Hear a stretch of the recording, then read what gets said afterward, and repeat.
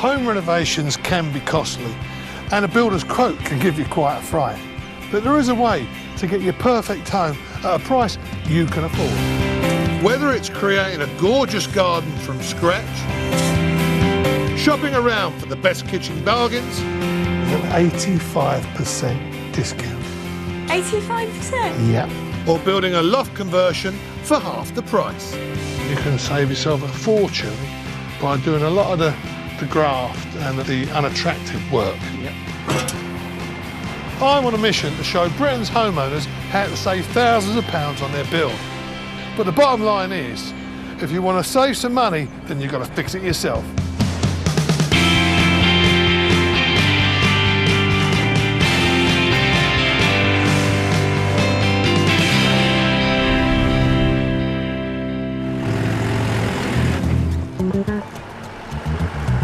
I'm off to see 39-year-old NHS IT manager Dave Gunner and his partner Kath, who's a nurse.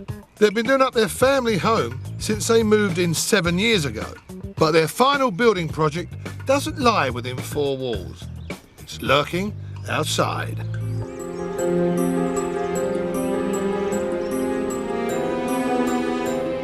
The biggest problem with the garden is that it's bare and dead. It's a really nice space.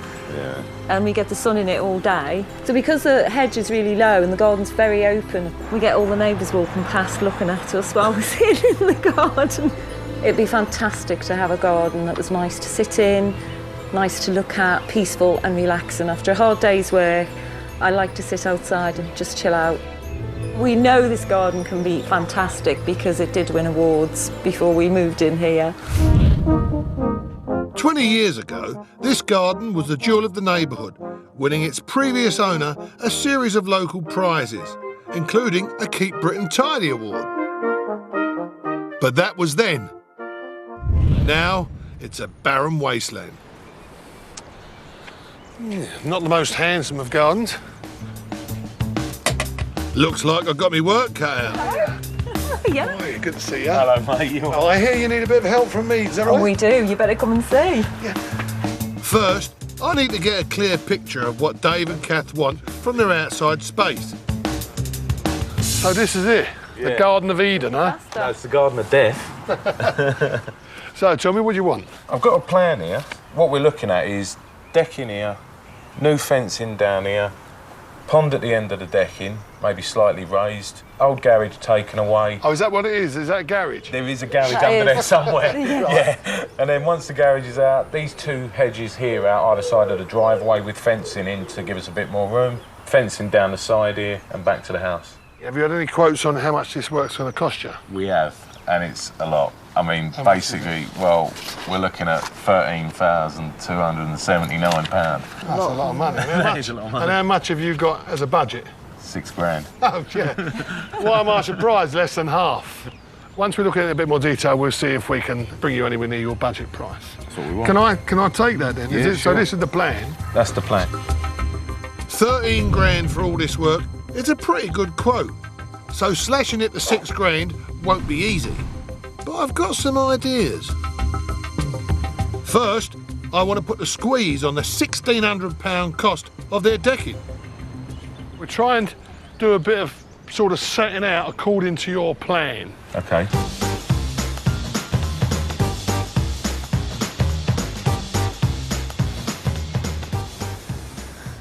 Now this, according to you, is how much decking area you want from that out to here.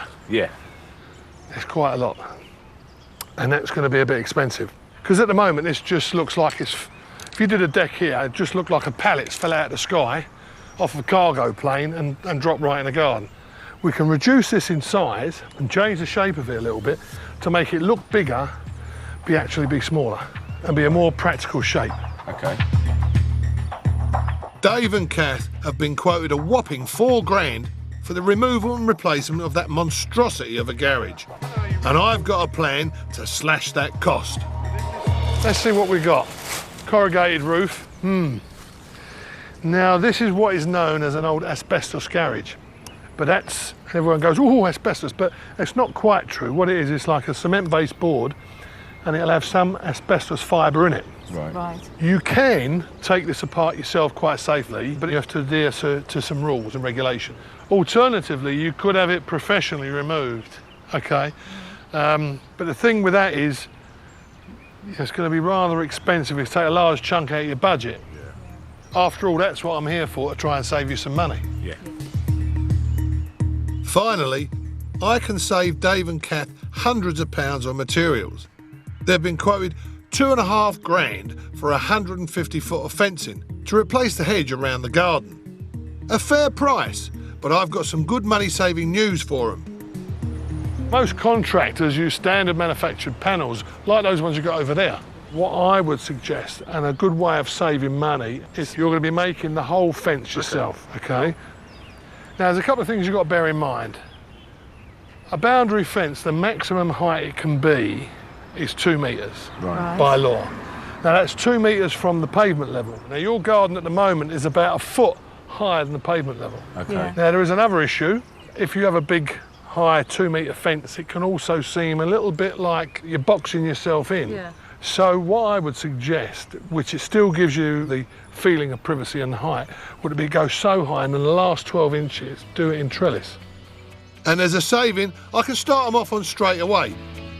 Clearing the garden and removing that hedge. Using the mattock, you've got to try and create a bit of a hole behind the hedge. It should come out pretty good once Once you've got that opening. Yeah.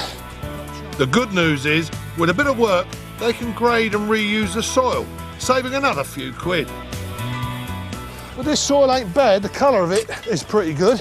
We'll separate the hardcore and rubbish, and the soil will keep. Well, you've just done more in 10 minutes than we did in 4 years. Now, I've shown them the basics. It's time for Dave and Kath to break a sweat. You want to do a bit of shoveling, babe, and I'll... Well, I don't mind. Don't want you to get a bad back, do you? Levelling a garden this size is a big job, so they brought in reinforcements in the form of Dave's 74-year-old mum, Pat, and their daughter. Have you come to watch or to help? Help. Help? Both of you? Yeah, give it a go. And I brought something along that should make things a little less backbreaking.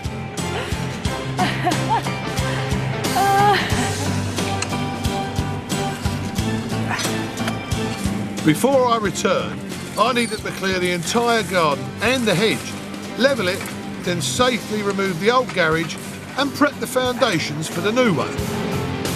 So this mini digger will come in very handy. But at 360 quid a week to hire, this is the only freebie they're going to get. Thunderbird 19. Thank you very much. I'm going to let you carry on, because I've shown you all you need to know now. The rest is up to you. Next time I come back, I want to see major changes. No problem at all. OK. Thanks very much. Well done, guys. See you soon. See you soon. I'm so getting in there. Still to come, site clearance continues at a pace. But reality bites. Oh, what have I done? And I uncover a big problem with the garage foundations. Well, there ain't no good news. Well, the good news is we know what's wrong. IT manager Dave Gunner and his wife Kath want to transform their derelict garden into a tranquil haven they can relax in. We know this garden can be fantastic because it did win awards before we moved in here. Because the hedge is really low, we get all the neighbours walking past looking at us while we're sitting in the garden. They want more privacy, decking, a pond, and need to replace their run-down asbestos garage. They've been quoted more than £13,000 to get the work done. But they've only got £6 grand. Why am I surprised? Less than half. So I'm showing them how to fix it themselves. There are 3 jobs to complete before I come back. Clearing and levelling the garden, removing the old garage, and prepping a new concrete base.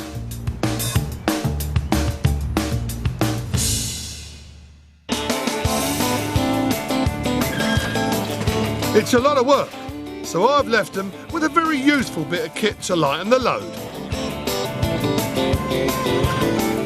I wouldn't let anyone else ever go because it's far too dangerous for anyone else to be driving this. I'm sure Tommy said to me, don't let anyone else use it, just you, Dave. At least that's the way I remember it. Dave's definitely on the digger all the time. Since he started playing with it, he doesn't want to get off it. He thinks he's at Legoland.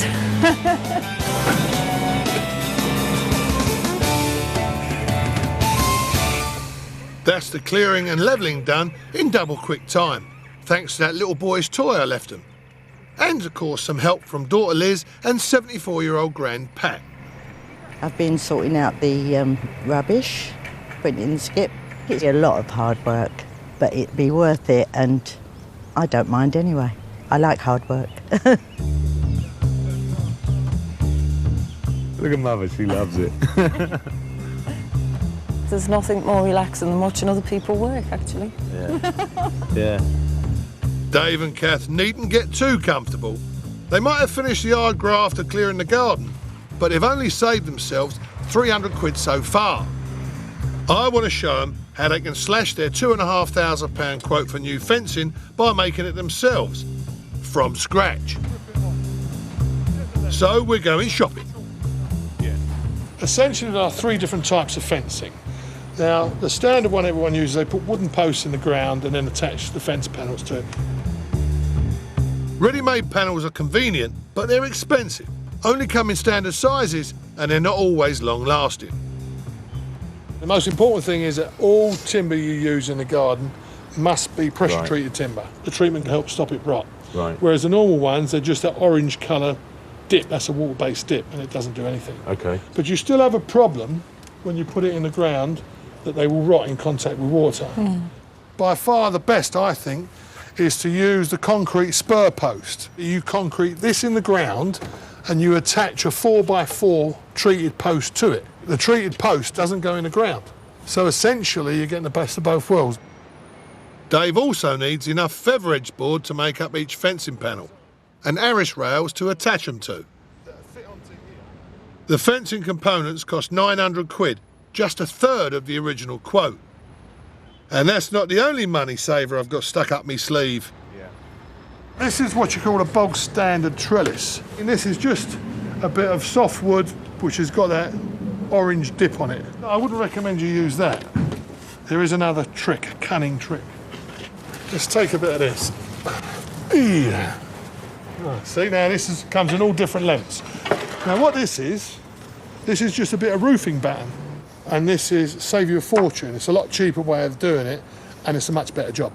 For the cost of one ready-made trellis, you get a whole pile of pre-treated roof battens. All you do is split the battens down the middle and knock up a simple trellis framework. And then also, these are standard spacings, which is they're oblong and not as wide. You can make it how you want. If you want to have more privacy, you narrow down the hole size, use a bit more timber, and then you're in control. And it looks far nicer than this stuff. Let's make up the section, drop it in place, put a screw into the wooden post, so it fits in between the wooden posts. Job done, Bob's your uncle. I never thought custom fencing would be an option for us because we're on quite a tight budget. And the quotes we was looking at were like £2.5 grand, but the materials doing it ourselves would be about £900. So we're saving a huge amount on labour. A lot more hard work ahead though. Yeah. So far, Dave and Kath have saved £300 by clearing and levelling their garden themselves. The fencing quote was almost £2.5 grand, but the wood cost £900, giving a massive £1,600 saving as long as they make it themselves. And they could save another 800 quid before my next visit, if they're up to removing the old garage and digging the foundations for the new one. But because Dave and Kath are doing so well with their budget and are concerned about handling asbestos sheeting, they've decided to splash out on getting professionals in to remove the garage.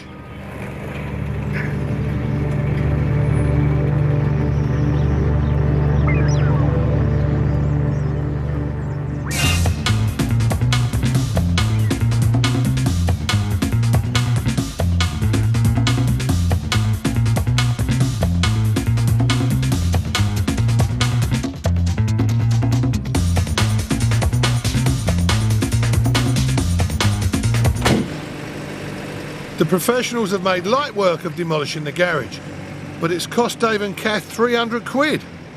So what do you reckon? Wow. It's a lot better, isn't Different? it? I'm pleased it's gone. Brilliant. Money well spent, that Fantastic, was. yeah.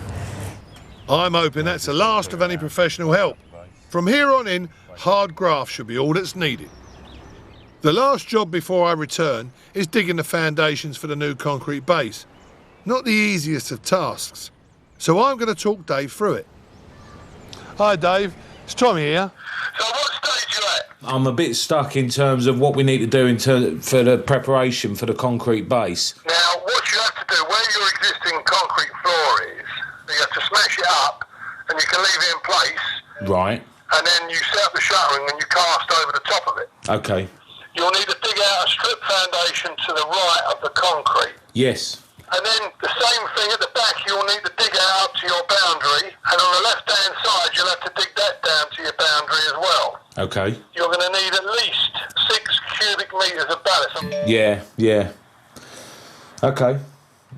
Well... But it's going to be fun. Yeah, yeah, and what was it? No one said it would be easy, right? No one said it'd be easy, but that's what makes it worthwhile. Most definitely. See you later. Thanks, mate. Bye. That's a lot of work. Okay. That's a lot more involved than I thought. But hey. God. Oh, what have I done? After the phone call from Tommy, I was a bit shocked, but I spoke to Kath. I had all the notes that I'd taken, and she made a lot of sense of it. If nothing else, it's taught me not to react too quickly to what information I'm given, because provided you can make an early enough start during the day, then there's no reason why you shouldn't get done what you need to. Prepping foundations of the new concrete base is a last job before proper construction starts. So to stay on track, Dave's hired in some extra help in the form of Reese, who's a local labourer. I've got to make sure I've got my goggles, mask, pair of ear defenders because it's extremely loud, and gloves. Okay. Dave needs to dig up the old base, recycle it as hardcore, and get those foundations dug.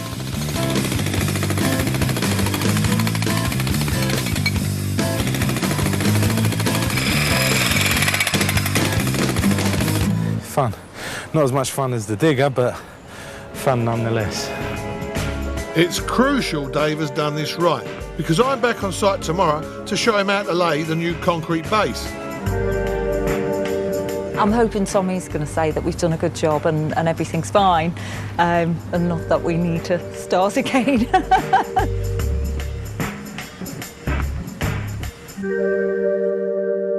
Hey! Hello, mate.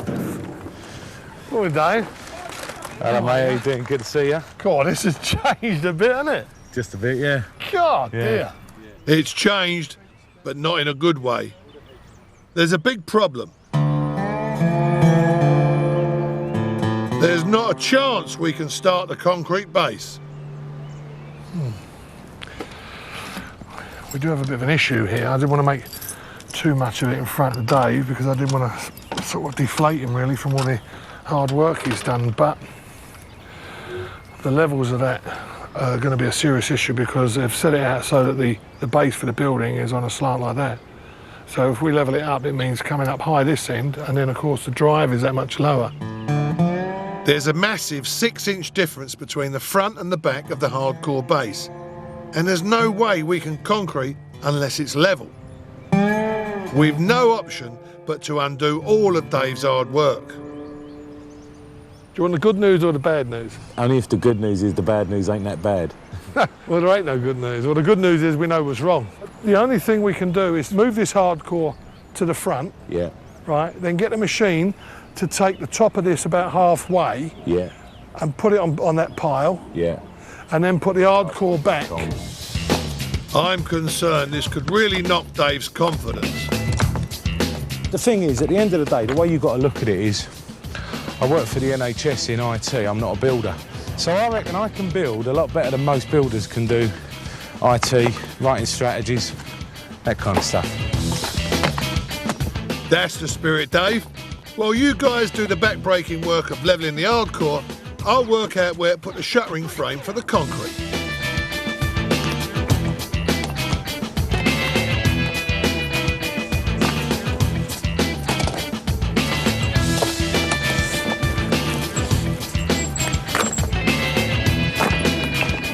we won't need a shutter on that side, and we won't need one on the back.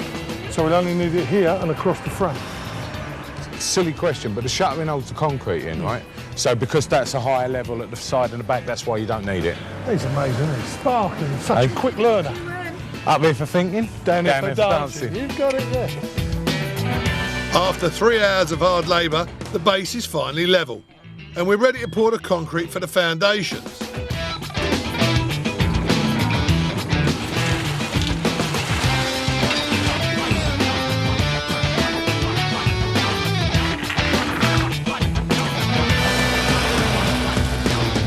First one of very many. Still to come, Dave and Kath finally get some privacy back. Now, I know this may seem a lot of work, but I've saved Dave a lot of money. And a nice surprise as I enlist the help of an old friend for Dave and Kath's water feature. I was the only one. You didn't expect that,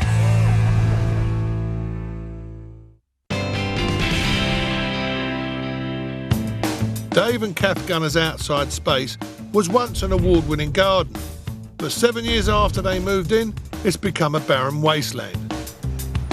It'd be fantastic to have a garden that was nice to sit in, nice to look at, and after a hard day's work, I like to sit outside and just chill out. They have big plans, a major landscaping job, decking, a pond, removing and replacing a dangerous old garage, plus all new perimeter fencing. They've been quoted 13 grand for the job, but they've only got a budget of 6. So if they're going to realise their dream garden, they're going to have to roll up their sleeves and fix it themselves. I've shown you all you need to know now, the rest is up to you. 2 weeks after I set them off, they've cleared and levelled the whole garden. The old garage is gone, and they've dug the foundations and made a start on the concrete base for the new garage.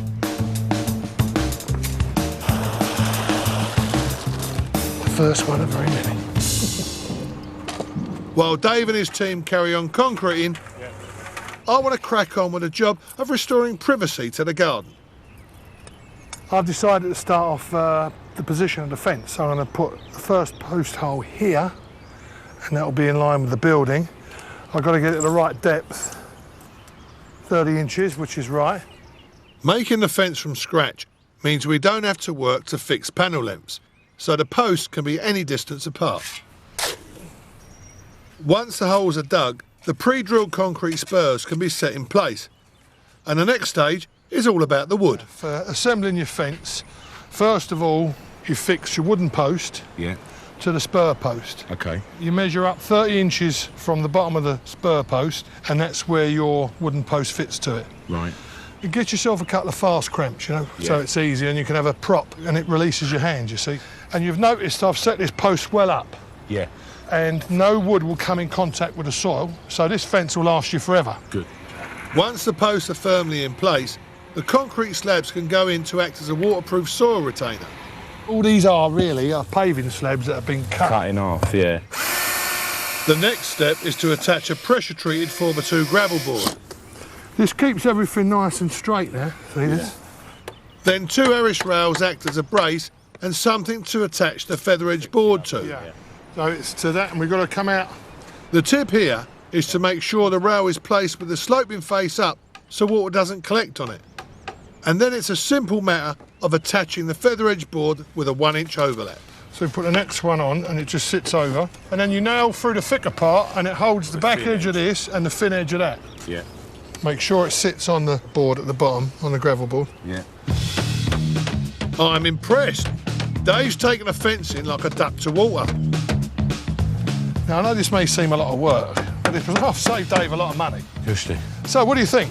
I'm loving it. It's something constructive now. I'm actually doing something that I wanted to do. Dave's got a big job ahead of him with a total of 150 feet of fencing to make from scratch. But if he'd got professionals in, it would have cost him £2,500, so he saved 1,600 quid. And there's even more savings to be made if he can finish off the concrete base and build the garage himself. OK, any problems, you can give me a bell. Yeah, will do.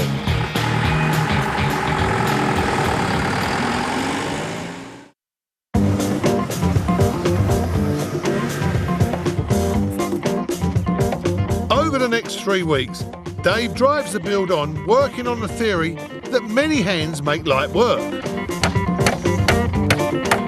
You've done a great job. Badly. I'm kidding. Even his football mates ain't exempt. What we're going to do is, if you two can be on the mixers, first thing we've got to do though is get the damp-proof coursing down. So I need help rolling that out. The fence is going up and the concrete's going down. Right, now I'll hold it still and you tap your end up and down. Everyone's mucked in and all in all, it's a good day. The next job's building the garage. My idea was to replace the original asbestos one with a simple flat-roofed breeze block structure. But Dave and Kath have scaled up their ambitions for the garage and have called in a builder. He reckons, weather permitting, he can get it up in 3 days. Fortunately for me, I'm also saving money on labouring costs. Unfortunately for him, he's lumbered with me as a labourer.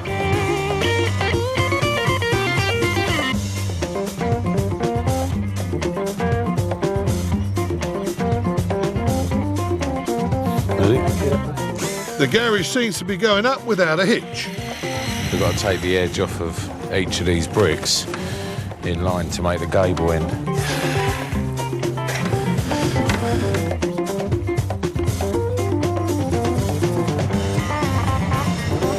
With a flat roof, it would have been cheaper, but hundreds of pounds rather than thousands.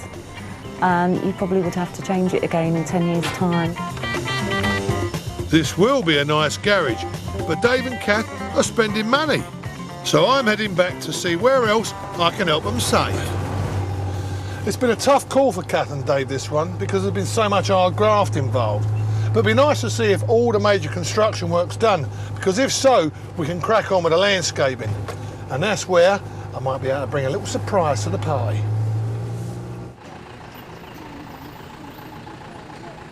Well, Dave and Kath have got their wish for privacy and in a bit of style. It's a lovely bit of fencing.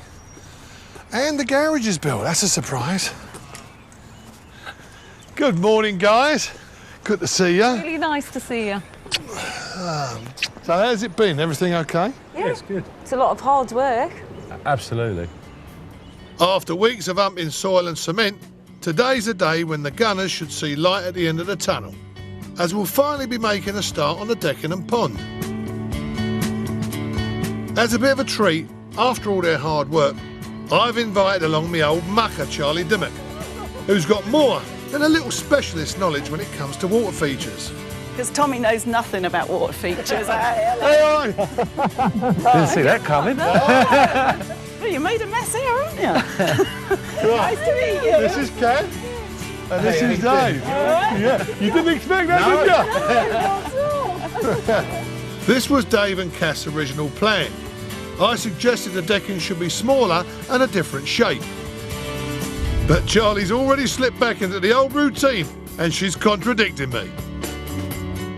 It'd probably be nicer if you could come outwards, because the deck, otherwise it'll look like you've squashed everything over to one side of the garden. So it'd be nice to come at 90 degrees to the deck. Definitely, and also project it a little bit out into the garden so it looks like it's part of the feature. Yeah. And rather than just being plonked in the deck. Yeah. Yeah, okay. The material costs are going to soar, but Charlie and I can still save Dave and Kath money simply by showing them how to do the work themselves. This is the setting out stage. If you don't get it right here, then the whole job could be a disaster. So we've got to spend a lot of time doing it. It's really annoying and faffy, but it's nothing more disappointing to finish the garden than you think, actually, it looks like it's not quite square on.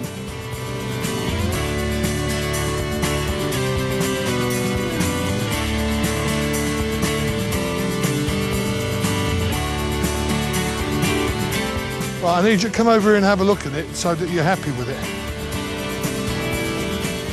You've got quite a very big entertaining area here. Yeah, but I like that. And we still have plenty of grass there. Yeah, because with a lawn, you don't want to make the lawn too small because it'll be a real pain in the neck to maintain it. So you're happy with that? Yeah, Oh, yeah. definitely. Yeah. Now, the first thing we've got to do is put the sleepers in. The first ones down have got to be perfectly level because water will be level. So if there's any slope on it, you'll get really annoyed. You'll see it because the water will go level and you have one gap that big at one end and nothing at the other. We've marked out, we've got the materials we need. Now it's time to get down to some real work. Charlie and Kath are pairing up to tackle the pond. We do need to think about putting a shelf in somewhere for the marginal plants. Okay. Which personally I would probably put along there and along there, because you're likely to sit up here, aren't you, and look at the pond, so you don't really want the plants in front of you. Yeah. And then likewise, you're going to be looking that way, so it'll give you a nice backdrop. Meanwhile, Dave and I are making a start on building a frame for the decking. 2805.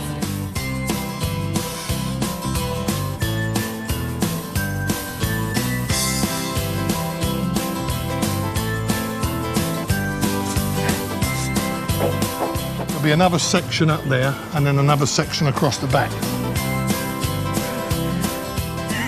Better than digging. What Charlie will bring to the party is her expertise, her experience. Dig out the hole, then fill it back in. Bit of fun as well, and also she'll be able to tell them how they'll be able to look after this pond and you know, the fish they should put in there, the type of plants. None of that I could give them. All I could do is tell them how to do the structure. The girls have made huge headway with the pond. A layer of sand's gone down to create a smooth level base, the railway sleeper sides are in place and the lining's in. It's a case now of tidying this liner up. Now, you're never going to get it absolutely perfect. And when you start filling it, it'll be fine. Well, Kath, you've almost got a pond. You've got a bit more to do, but you know what you're doing now, don't you? We do. Yeah. Mr. Walsh, I'm going to depart as you've brought this beautiful weather. We've been here before and been once or twice. I don't know what it is. We seem to attract this this foul and rainy weather. You've done a fantastic job. It looks terrific. Well done. But it will do. Give it tomorrow when you finish it off. It'll look really good. No, it looked really nice. Come down. Really Bye-bye, appreciate guys. it. See Oh, you excuse again. me. Charlie's expertise has given the garden a bit of designer flair, and it's really spurred Dave and Kath on to finish the build. I think Kath and Dave are doing really well, but it's going to suddenly get much, much quicker. Getting the pond in, and as soon as that decking's framed out, it will go so quickly, and I think it will suddenly all come together at the last minute. To make sure Dave doesn't have too many last-minute moments, my final tip of the day stops any unwanted movement of the decking once it's completed. Now, we're attached to the wall plate there, and we're attached to the pond sleepers there. So them two ends are all right. But look, see that in the middle? That's deflection, right? So I've took an old bit of your 4x4 posts and I've housed it on both sides, just chopped it out to match the joists. Now, all we have to do is screw through there to take that piece and through there to take that piece. Now push on it now. Yeah, it's going nowhere. That's as solid as a rock. Now, on a big deck like this, you do all the crucial points. Yeah. I'm off now then, and I'll leave you to it. Brilliant. Great. It was a great day, actually. It was great seeing Charlie again. And I think both Dave and Kath really enjoyed the experience. And I think we worked well, solved the problems, put the bones of the whole landscaping element together, and the rest should really be a bit of a cruise for them. When Charlie came in, I was proper made up. It was awesome. She was great. It was great. I was really pleased with her ideas. She had some great ideas in terms of what to do with it all. You can see it all come together more now. There is still a lot of hard work to do, but we can see it all taking shape now, I think, and Once see the end's in sight. Still to come, Dave and Kath revealed the results of 3 months of hard graft. But I look at the quality of that, what you've done there, and the confidence and the way you've done it. It's just, all the nails are in line, it's just perfect. Dave and Kath Gunner were desperate to restore their derelict garden's former glory and create a private haven to relax in. Trouble was, they only had a budget of £6,000. Over the past 10 weeks, they've grafted hard and saved money by tackling some of the big jobs themselves. From clearing and levelling the garden to making the fencing and decking from scratch. Now, with the end in sight, there are just the finishing touches to do, which means completing the decking and planting up the garden. 3 months ago, there was one job that required more patience than most: the sifting and grading of the soil. Poor old Kath and my mum must have gone through this soil 3 or 4 times. They've worked hard over and over and over again. Today, the girls are going to reap the rewards of their hard work with a shopping trip to stock the garden. When we first started the gardening, we was lugging earth and sorting stones. Me and Kath had a right time with that. But this is the best part, you know, this is a relaxing part. I'm not good at choosing flowers. You've got a beautiful garden. You can help me. I love it, yeah. That's why you're here. You come to help me, give me some advice.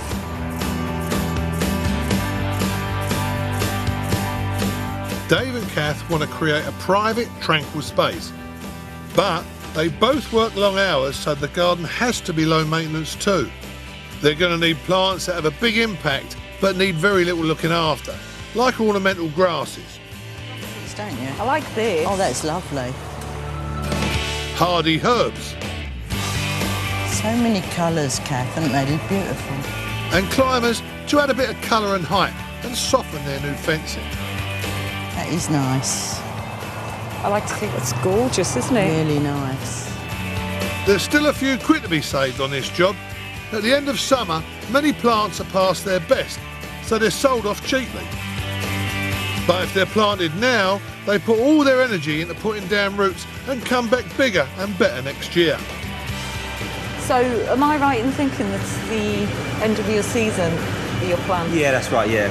So is there room for a discount then? Yeah, definitely, yeah. Do you quite a big deal on that for you, yeah. I've enjoyed it Yeah. today, but it's been even better because we've managed to get some money off I everything know. that we bought, which is great, Which is isn't it? great. And I think Yeah. if I came shopping again for an awful lot of plants for the garden, I might leave it till late in the season.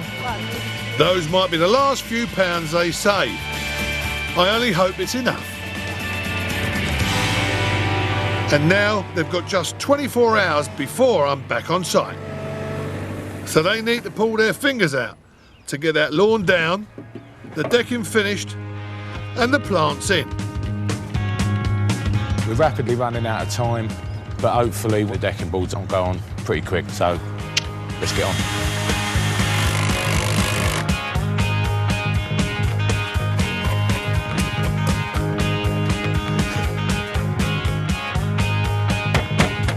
How long we can stay out here remains to be seen, but we'll give it our best.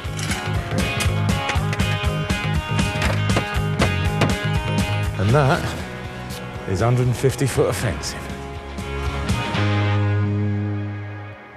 The last time I was here, they were under huge pressure. The garage and the fencing had been done, but there was hardly any decking and the pool had only just been started. And all around it was huge piles and piles and piles of soil. What I want to see is whether they've managed to achieve that secluded, low-maintenance haven that they've always been after. The gunner's garden was once little more than a desolate wasteland. A lack of privacy and a hazardous old garage meant the family rarely spent time in it. 3 months on, I'm hoping their hard work has paid off. I'm not looking. Watch the steps, Tommy. Right. I'm not looking. I can see decking. I can see.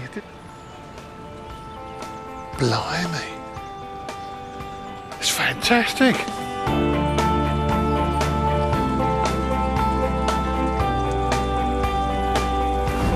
The once uneven, barren garden is now a level, weed and rock-free space with a marvellous custom-built entertaining area.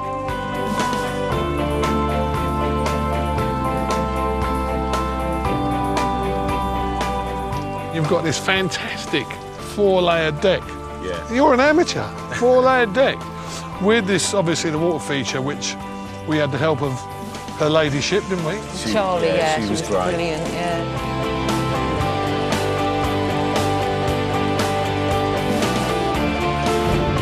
Before, the garden was so lacking in privacy, there was no chance of relaxing in it. But now, the 2-metre-high custom-made fencing fully encloses the garden, making it a tranquil haven away from prying eyes. And the trellis will be going up in a few weeks. I look at the quality of that, what you've done there, and the confidence and the way you've done it. It's just, all the nails are in line, it's just perfect. Yeah. And the overgrown and dangerous garage has been replaced by a blockwork and render structure that's been built to last. Look at that there. It's like a Spanish villa. And that's obviously going to probably become your new workshop. Yeah. Yeah, I've got plans for that. Yeah, I thought you might. Of course, $1 million question for you, Kath, is how do you feel now that you've got your privacy in your private garden? I feel comfortable out here now. I can spend time out here and I'm comfortable because I know people aren't walking past watching me all the time. Dave and Kath were originally quoted more than £13,000 for the landscaping of their garden and replacement of their old garage. By fixing it themselves, they reduced the fencing quote from £2,500 to just £900. The decking ended up twice the original size, but they still made a saving of over £350 by making it themselves.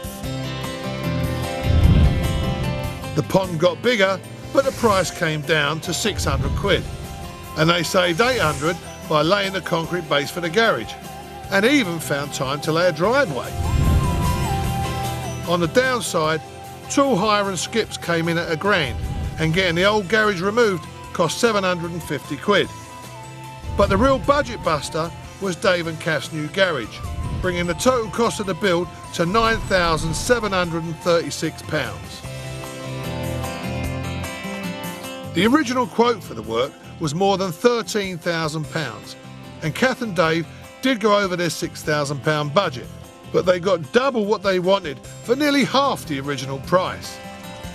We went about 60% over the budget, but what we'd originally budgeted for, everything's stepped up as we've done it. It's just got better and better. So the original quotes we got, we would never have ended up with this. So we've ended up with 4 times what we'd originally been quoted for. So we've still saved money. Hard work and a bit of know-how from yours truly made this garden a reality. And I brought along a little present to help Dave and Kath enjoy it. This is going to be a clue, right? Right. Hold your hand out. I'm a bit worried now. Sausages. Barbecue. That's it. So I think it'd be a good idea if we cook them. Yep, I like the sound of that. Thanks very much. You'll give us a hand to get it off, yeah? Yep. Come in.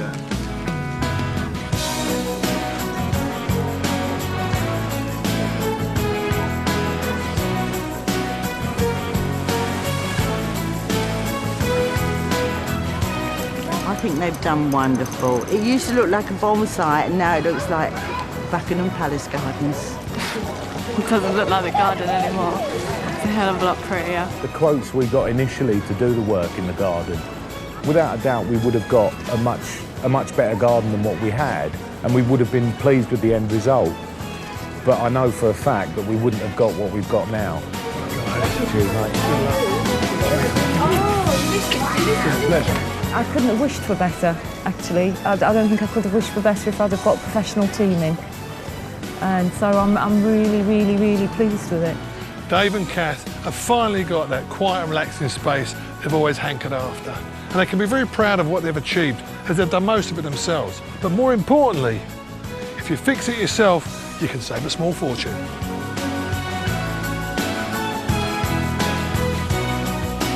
Awesome interviews as we go on the case with Paula Zahn over on Real Time Now. Here on Shed Next, back-to-back furniture fun as we catch up with Restoration Man.